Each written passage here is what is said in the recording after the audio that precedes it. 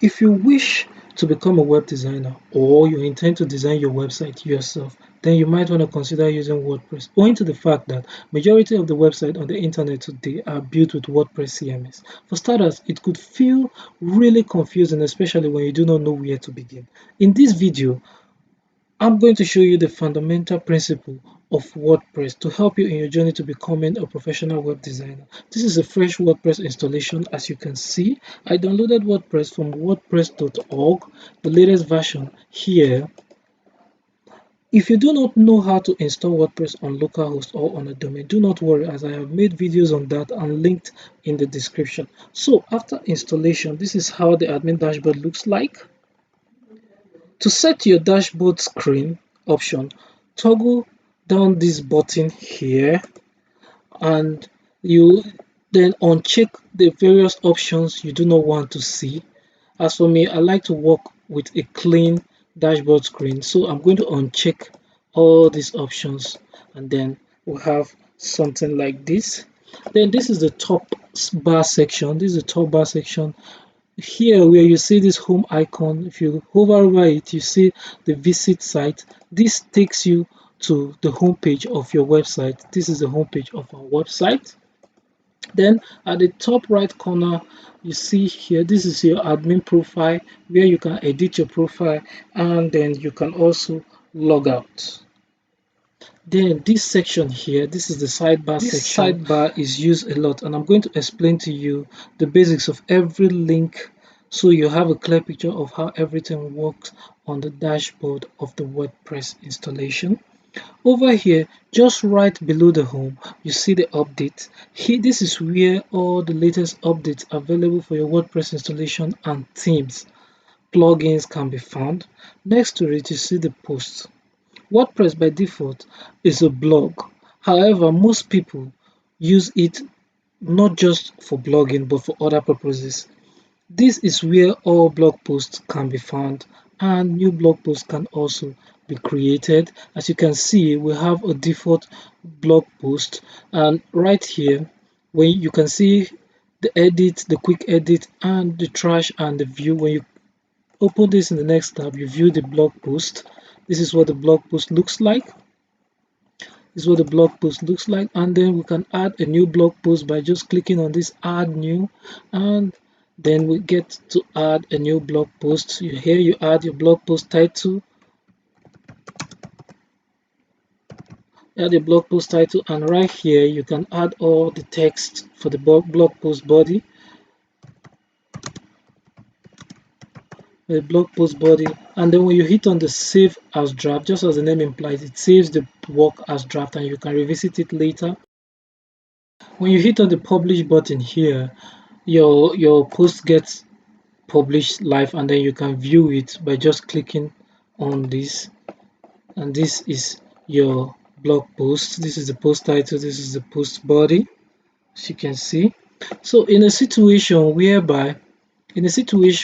whereby you have multiple blog posts, in situation you have multiple blog posts and you might want to categorize the blog posts, this is where category comes into play, and then you can add new categories by just typing the name of the category, let's say news, and then the slug news, and then you just add new categories, and then when you're making a new blog post, you just select such categories in your blog, and all posts that are selected to each categories are being categorized on that particular category.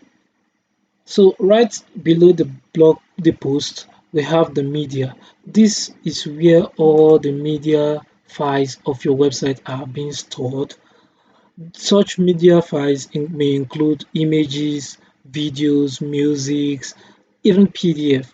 And WordPress accepts files such as JPEG, JPG, PNG, SVG, MP4, MP3, and so on. So to add a new file, you just click, you don't even need to click on this add new. You can just go to wherever the image is and then you just drag it and then you drop it here. It's as simple as that. And when you click on it, you can see WordPress even provides you with little details of the image, like the date it was uploaded, the file type, the file size, and the dimension, and then you can also copy the URL of the image here. You can even delete, edit, and even view attachment. So that is pretty much it for the media. The next is the page. Every website consists of one or multiple page. You can create a new page by clicking on the add new page here,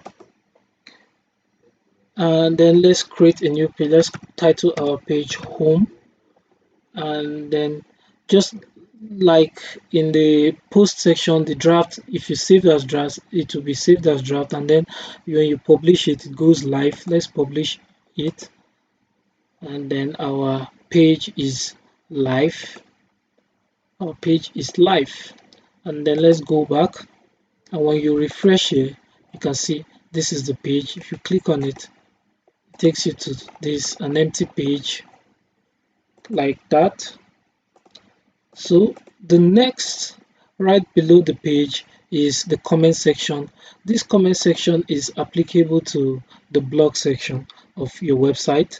So when people comment on your website, this is where you can find all the comments. You can approve comments, you can delete comments, you can mark comment as spam, and so on. So on our blog, you can see this is an example of what a comment looks like. This is a sample comment, a WordPress commenter. This is a comment, and then a reply, and then this is the comment box where you can post new comments. So that is pretty much it for the comment. Then right below it, we go to the appearance. Here under the appearance, this is where you can design your website and beautify your website, and on it you have the theme section. When you click on the theme, these are the themes that are provided to you by WordPress by default, and as you can see, this is a default WordPress theme here. And then you can add new themes to your WordPress installation by just clicking on this, and then you see a lot of free WordPress themes from the WordPress repository. These are the popular themes, and most of the themes that the basic themes that I use for my work, for my design work, includes the Ocean WP, Astra, Page Builder Framework. These themes are free themes and are highly customizable and can be found on the WordPress repository. All you just need to do is to come here and search for it. For the purpose of this tutorial, I'll be installing the Page Builder Framework theme. This theme, I'll be installing it. You can even click on this to preview the theme before installation and activation on your website. So once this is done, you can activate it. It's currently installing. If you have a faster internet, this can take less than a second to get completed. It's already completed, so we can just hit on the activate. And before we do that, there is another way of also installing WordPress theme, and that is by uploading the theme file. You can just click on this, you just upload the zip format of the theme, drag it, and then you drop it here, and then you install it. Mostly this is done for premium themes where you download from where you bought them from. So let's activate this. Okay, now our theme has been activated, and we can visit our site now and see what our site looks like. As you can see, this is what our site looks like. We haven't done any edit on it. Now right below the theme section, you see the customize option. This is where you can customize your theme installation. Various themes have various customization options. Now at the top here, you see the general. This is where you can set the layout of your theme and set the background, the sidebar options, and so on. And then you come to the blog section, you edit, go to the header. Then on the header, you can set the logo here. Now you can do that by just uploading a logo, this logo here, and then we select it. I'm not going to crop it, I'll just keep cropping, and then this is our logo. As you can see, the logo has replaced the write-up over there, and then You can also set your website icon, the favicon, this icon that shows here. This is where you can upload an icon for your website, and then once you're done, just click on the publish, and then you exit. So when we go to our home page now and we refresh it, this now changed to our logo, as you can see. So right then, the next thing we're going to look at is the menu. As you can see, these are other menus that I have created in the past, and then you can use them. But I recommend when you're building your website, you create a new menu for your website, and then you title the menu my menu, or whatever you want to title the menu, either header menu, header menu, footer menu, whatever. And then you just hit on the create, and then you can add link. Either you add by just using these options and then adding all, or you can use the custom link where you just add the link URL here and then the title of the link, home, and then you add it.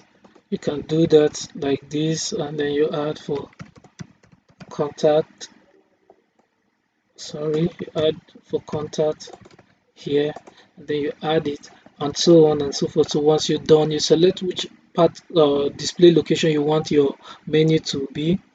You can either set it as a main menu or as a footer left, mobile menu, footer right. This option varies with theme installation. So we're going to set it here, and then when we go to our home page and then we refresh this is our menu. So whenever we create a new page and want to add it to the menu here, all we just need to do is go to the menu option, and then we just edit the particular menu from here.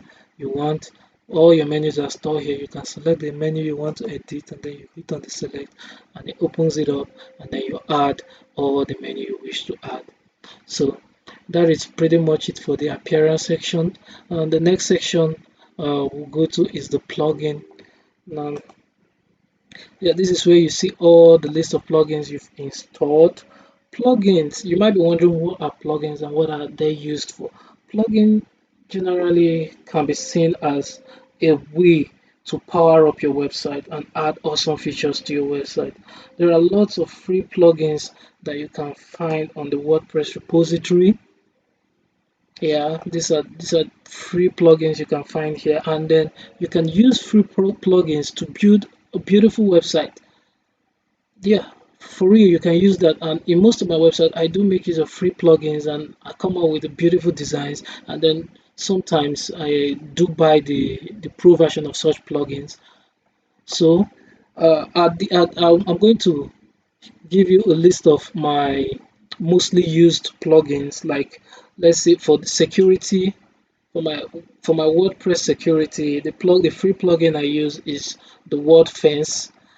Is the word fence, and then for my backup I use this plugin. I use it for my firewall and for security, and then I use for my backup I use the updraft for backup, and then for SEO I use Yoast, this plugin here, and then for my analytics I either use Monster Insight, this plugin, or I use SiteKit by Google. This integrates all Google Analytics, Search Console, AdSense, and even speed of your website. This, you can see it here using the SiteKit by Google. And this is the Updraft backup plugin I was talking about. And then for my page design, I use Elementor Page Builder. This page builder, it is awesome page builder. With Elementor Page Builder, you don't need any coding skill to build a beautiful website. It is really easy. All you need to do is to drag and drop elements, and you can download it either from the WordPress repository here, just install it, or you can use the link in the description to download it for free, or you can also go for the pro version. All the links are in the description of this video. The next we're going to discuss about is the user section. Here you can see all the users. You can see this is the admin, this is me. You can add new users and assign them to various roles. You can assign them to various roles. And such rules include like a rule of a contributor, author, editor, and all these rules have limited access to the website and had limited access to the web pages. The only person with the general access to everything on the website is the admin. So the next we're going to discuss about is the settings, and then we'll go to the general settings. Here you can change your website title, and then you can add a tagline. You can just say this a new website, and then you can call it on local host ins installation.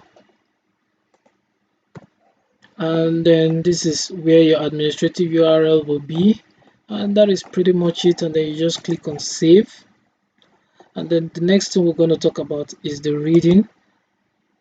Yeah, like I said earlier, by default, WordPress is a blog. So this shows your blog post, your latest blog post on your home page, like this. When you refresh it, like this, all these are all our latest blog posts. However, you can set a static page. One of the pages we just created as our home page. Let you select it, you can see this page. You can set it as our home page, and then we just save it.